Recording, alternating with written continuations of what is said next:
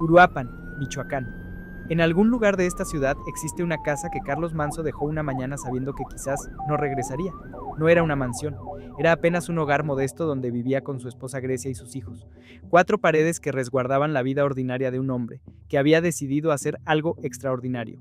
Esa casa tenía una puerta que Carlos cruzaba cada noche. Salía con chaleco antibalas, con radio en mano, con la determinación de alguien que sabía exactamente contra qué estaba luchando, y cada madrugada regresaba, cansado, tenso, pero vivo, hasta que una noche no regresó, porque la verdadera mansión de Carlos Manso nunca fue esa casa, fue la promesa que le hizo a su ciudad, una estructura invisible construida sobre la esperanza de un pueblo que llevaba décadas esperando que alguien hiciera algo, cualquier cosa, lo que fuera necesario. La mansión comenzó a construirse años antes, cuando Carlos era apenas un joven que estudiaba ciencias políticas, cuando veía a su padre Juan trabajar por la comunidad sin esperar nada a cambio, cuando aprendió que el servicio público no era sobre poder, era sobre responsabilidad. Cada libro que leyó fue un ladrillo. Cada injusticia que presenció fue una columna que sostenía su convicción. Carlos construía su mansión de principios mientras Uruapan se hundía en una realidad que todos conocían pero nadie se atrevía a nombrar. En 2021, Carlos llegó al Congreso como diputado federal. Tuvo una curul, un micrófono, acceso a recursos, pero esa mansión del poder legislativo se sentía vacía, porque desde ahí no podía tocar los problemas reales, solo verlos de lejos, solo leer cifras, solo escuchar testimonios. En noviembre de 2023 pasó algo que lo cambió todo. Carlos vio a elementos de la Guardia Civil intentando aprovecharse de una mujer, y no volteó la cara, intervino, defendió a la ciudadana, lo detuvieron, todo quedó grabado. Ese momento fue el cimiento real de la mansión que Carlos quería construir. No discursos bonitos, acción, presencia, estar del lado correcto aunque eso doliera. En febrero de 2024, Carlos renunció a su curul, dejó el Congreso, dejó la Ciudad de México, dejó la comodidad del poder federal y regresó a Uruapan con un sombrero blanco y una promesa. Las cosas iban a cambiar. Miles de personas caminaron con él, con sombreros blancos, con la ilusión de que finalmente alguien iba a hacer algo diferente.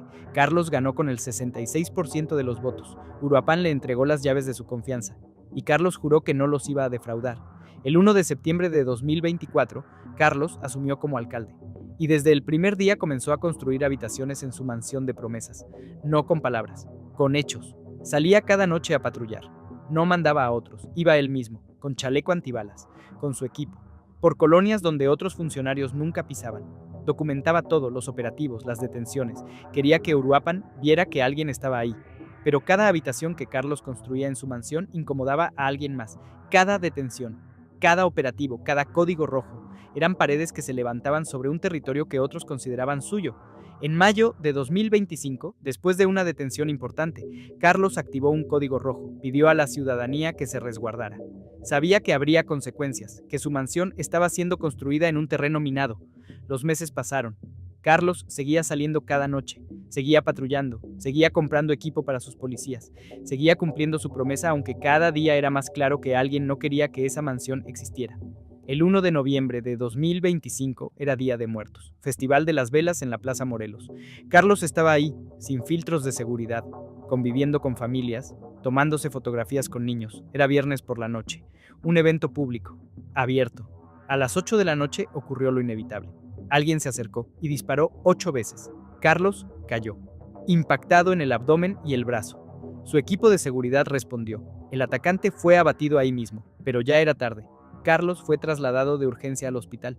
Horas después llegó la confirmación. La mansión que había construido durante apenas un año se derrumbó en segundos. El atacante era un adolescente de 17 años, Víctor Manuel, de Paracho. Las investigaciones señalaron lo que muchos ya sabían, que el evento no fue casual, que fue una respuesta, una forma de decirle a Carlos que su mansión no era bienvenida. Días después aparecieron 2 cuerpos más, jóvenes vinculados al caso. Uno tenía apenas 16 años. La mansión de Carlos no solo se había derrumbado, había revelado sobre qué estaba construida toda la región. El 2 de noviembre, miles de personas acompañaron el féretro de Carlos por las calles de Uruapan. Sombreros blancos, lágrimas, consignas. El gobernador intentó presentarse en la funeraria. La gente lo recibió con indignación. Tuvo que irse en menos de 5 minutos. Ese mismo día, manifestantes irrumpieron en el Palacio de Gobierno en Morelia, con fuego, con furia, con el dolor de quien vio caer a alguien que había creído diferente. 8 personas fueron detenidas.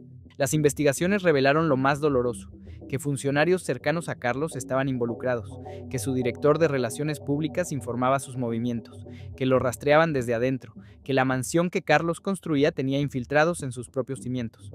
El 3 de noviembre Carlos fue sepultado. La casa donde vivía quedó vacía. Su esposa Grecia asumió como alcaldesa. Prometió continuar su trabajo, terminar la mansión que él había comenzado. En las semanas siguientes aparecieron lonas en Uruapan, con frases de Carlos, con sus palabras, con su rostro. A mí me podrán quitar, pero se quedan con un tigre muy enfurecido, que es el pueblo de Uruapan. La mansión física de Carlos era modesta. 4 paredes, un techo, fotografías familiares. La vida ordinaria de un hombre que eligió un camino extraordinario. Pero su verdadera mansión nunca fue de concreto. Fue esa estructura invisible que construyó en el corazón de Uruapan, la que decía que todavía era posible, que alguien podía hacer la diferencia, que no todo estaba perdido. Esa mansión tenía habitaciones llenas de esperanza, de familias que se sintieron protegidas por primera vez en años, de niños que vieron a un alcalde patrullar sus calles, de ciudadanos que creyeron en un sombrero blanco. Pero también tenía habitaciones oscuras, las que nadie quería ver, las que revelaban que los enemigos no solo estaban afuera, estaban adentro, en las oficinas, en los equipos de confianza, en los lugares donde menos se esperaba. Carlos construyó su mansión sabiendo los riesgos, sabiendo que cada noche que salía podía ser la última, sabiendo que había personas que no querían que esa estructura existiera. Pero construyó de todas formas, porque le había prometido a Uruapan que las cosas iban a cambiar, y Carlos era de los que cumplían sus promesas hasta donde pudieran llegar.